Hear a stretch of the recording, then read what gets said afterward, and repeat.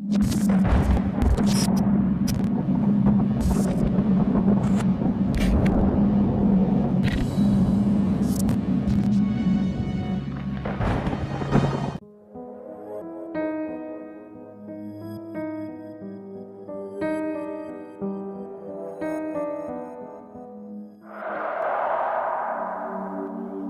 po kayo mga ginigiliw kong taga-subaybay?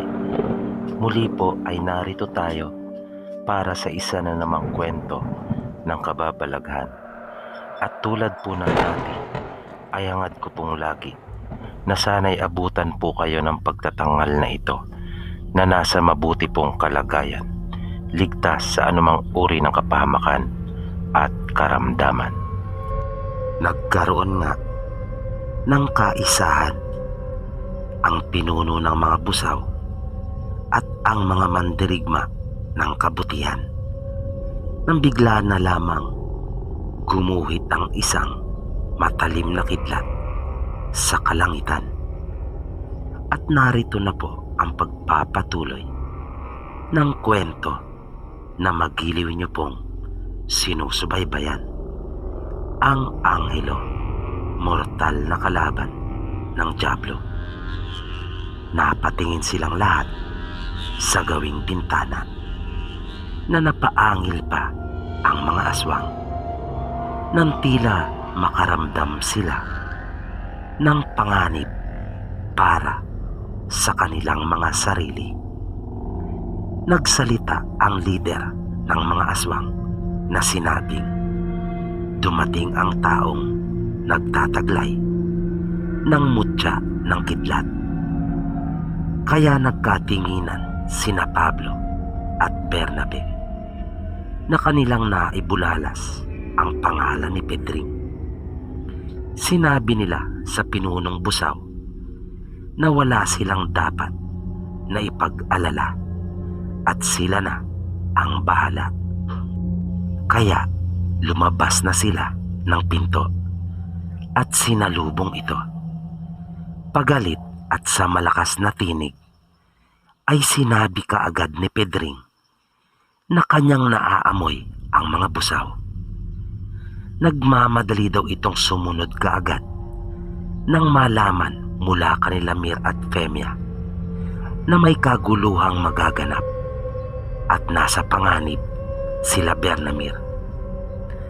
Nagpaliwanag naman sina Bernabe at Pablo na kanilang sinabing maging sila ay nahuli na pagkat wala na ang pangkat nila Victoria nang sila ay dumating.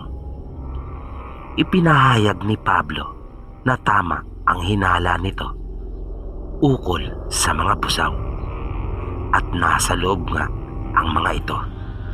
Ngunit wala nang dapat ipag-alala pa dahil sa ang mga ito ay kanila ng kapanalig. Napakunot naman ng noo si Pedring at sinabing paano daw nangyari iyon. Sinabi ni Bernabe na mahabang salaysayin pa di umano iyon, kung kaya pumasok na lamang muna silang sandali sa bahay. Nang nasa loob na sila ay doon na siya nalinawan at nakipagkapit-bisig pa ito sa pinuno ng mga busaw. Nagsalita si Pedring sa lahat na naroroon at sinabing mukhang malayo pa na makamit nila ang kapayapaan dahil sa impormasyong kanyang nalaman mula sa hari ng mga engkantong si Haring Erpe.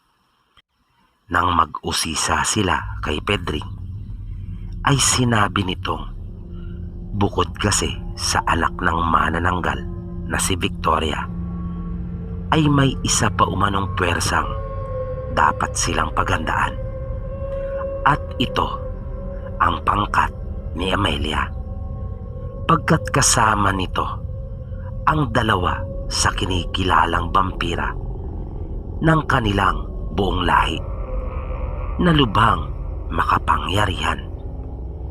At ayon pa sa nakalap nilang balita, ay magigising na rin ang pinakapinuno ng mga ito na siyang pinagmulang lahat ng mga lahing vampira na kinikilala at dinadakila nilang lahat, na tinaguriang lahat sa lahat ng kanilang buong angkan, na binansagan pa nga nilang Diablo dahil sa malakas na kapangyarihang taglay nito, na naghari di umano ang mga ito sa buong Europa noon, na nakilahok pa sa marami at iba't ibang digma ang naganap sa paglipas ng mahabang panahon.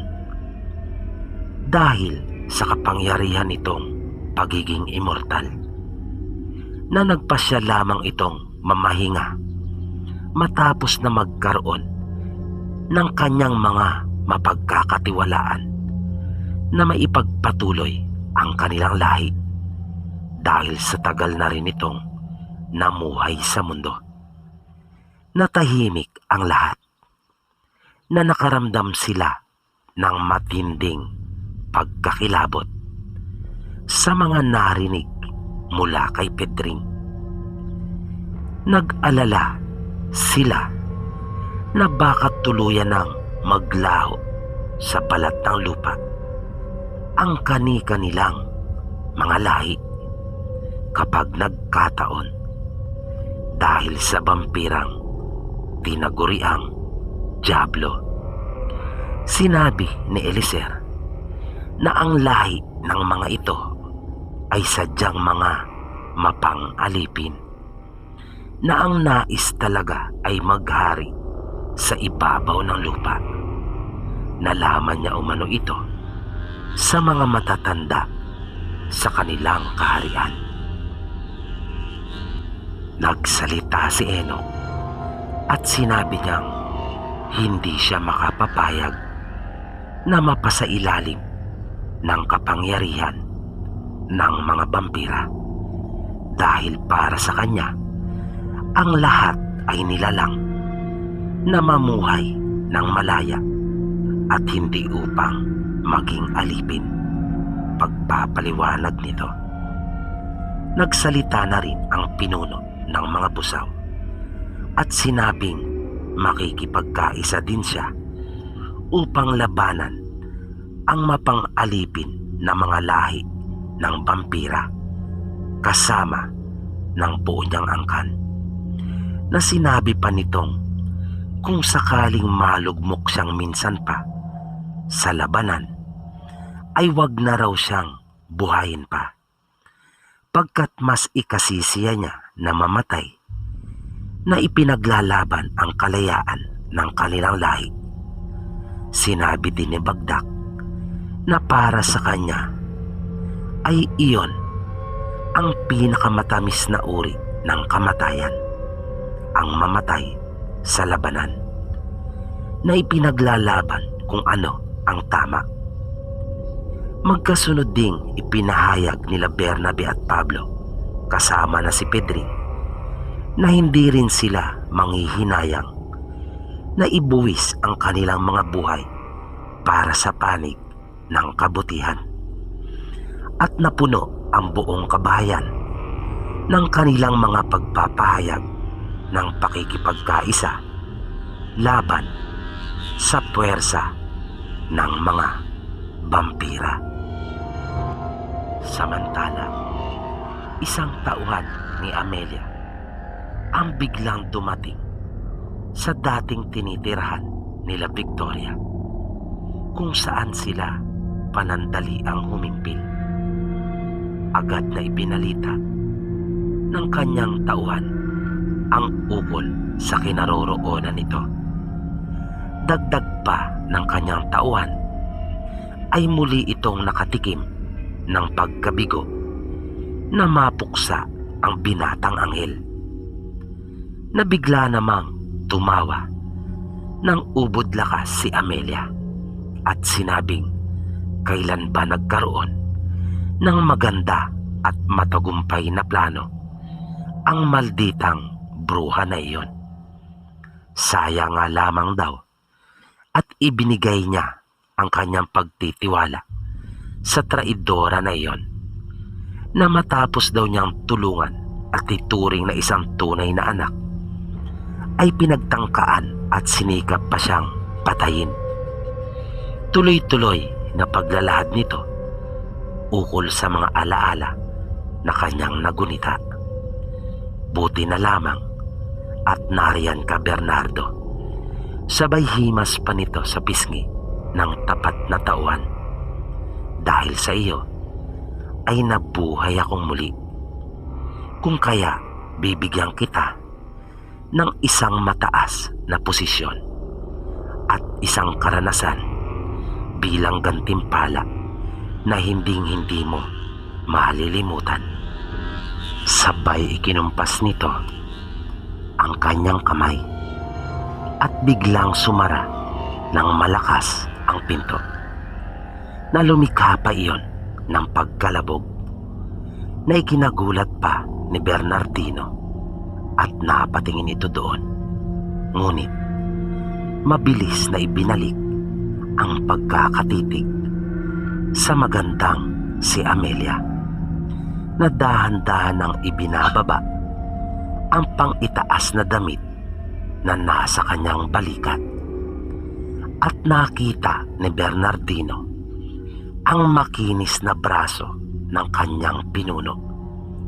Halos hindi niya inalis ang kanyang mga paningin kay Amelia, na habang hinuhubad nito ang kanyang mga saplot sa katawan ay nakatitig din sa kanya.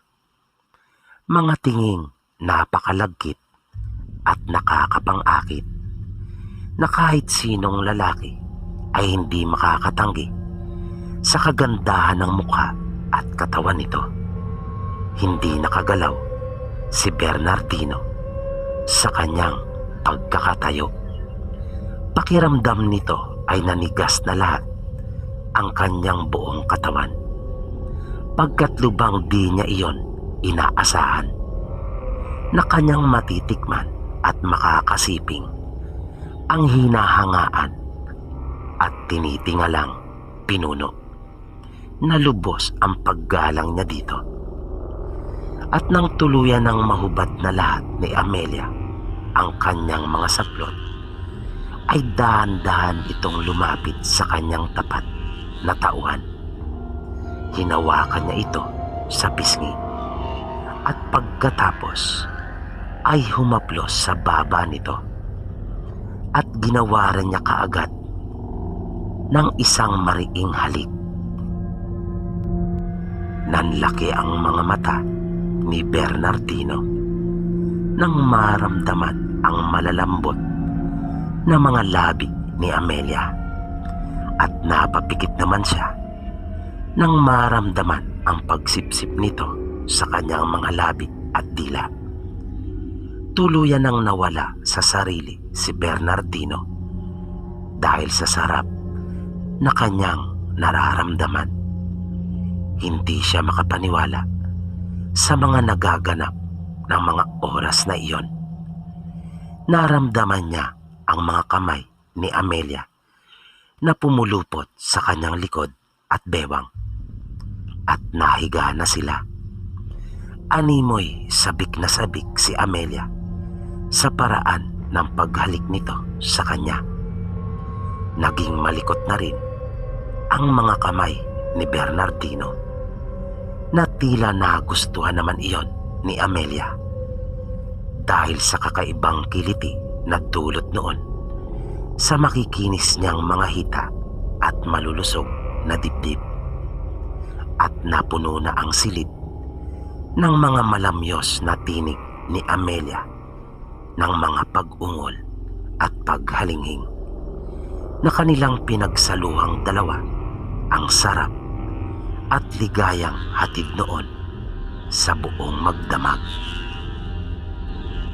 At dito po nagtatapos ang itinampok nating kwento sa pagkakataong ito. Muli, sana po ay inyong nagustuhan at na may patuloy niyo pang subaybayan ang mga susunod pa po nating kwento. At bago po tayo tuluyang magwakas, ay bibigyan daan po muli natin ang ilang mga pagbati sa mga masusugid po nating taga-subaybay. Binabati po natin sila Alan Panganiban, Ike Gamer, Celso Gascon, Jackie Daga, Basmea Wolfgen, Richard Bunaw, Pedro Tampos, Krish de la Cruz, Maria Fede Bierte, Maria Victoria Mercado Gonzales, Arvin Agaton, Martan Hoco, Dante Morada, Angelita Gatchalian, Jaben Balbastro, Nolan Shapno, Ann Gangay, CJ Mapalad, Karen Severo, Kent Barrel, Jomar Anila, Wangbu Aban, Mirasol Harabe, Lloyd Rapas, Joel Perez, Darius John Eufrasio, Val Bosque, Raquel Aragon, Noel Erojo, Presbiteros Rose, Aisha Bisario, Jinky Serrato, Andres Cañete, Vanessa Apilat Galia, Cassie O.L. Divina Dikwaten, Herwin Villarte, Butterfly Kisses, Shine Badilla, Rodel Seno, Ronda Jackis, Roman Jones Salinas, Erlina Kokjin Magnuson, Don Diaz, Juliet Delgado, Philip Jan Yoyen Pulbos Poas, Teresita Cerone, JP Villanueva, Marjun L. Catamora, Emmanuel Liray, Wally Penda, AJ Dinoy, Royski Abad, Janet Berol, Burns A, Joe Mikmik, Sheila Lablab Yamado, Ameros Amoroso, Ken Pachi Aranas, Linda Rose Sostraido, Celine Dakay, Robbie Benson Otero, Chito Liaban, Brian T. Albao, Rhea Wagea Deanala, Josephine Villanueva, Rani Padua, Miss Miami Laurel, Chloe My Loves, Melissa Binoya, Franklin Mangolabnan, Warren Samsona, Ket Aguilar, Mark G.M. Marabiles, Glenda Palmon, Harold Chas Binaday, Joyce Gotera, Marlon Ridolfin, Angela Laureo, Marley Canoy, Bonsai ng Sapian, Dover John Perez, Lady Michelle, Pau Pau Ejok Salas, Melanie Sarial, Kitty Gamis Gaming, John Kenneth Regalado, Cathy Di Gracia, Aisa Sidantes, Welma Suganov, Don Diaz, Angelo Deita, RG Asuncion, Emilia Kilason, Snowflower 0628, Janet Berga, Rowena D.S. Velasco, Aris Folkiao, Girly Quinto, Rocky Losada, Ryan Lumugtang, Cleope Guier, Chonglin, Kingko, Ern Dalmasio, J.R. Batukan Colona Carding, Sahara Angel Suson, Eva Ponce, Eric Rimandiman, Kim Hazel Yamis, Eduardo Asentado Jr., Lily Santiago, Alvin Suplente.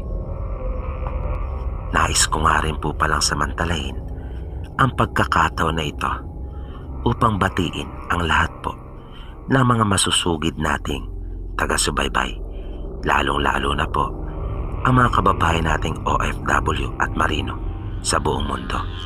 Mabuhay po kayong lahat. Maraming salamat po at hanggang sa muli.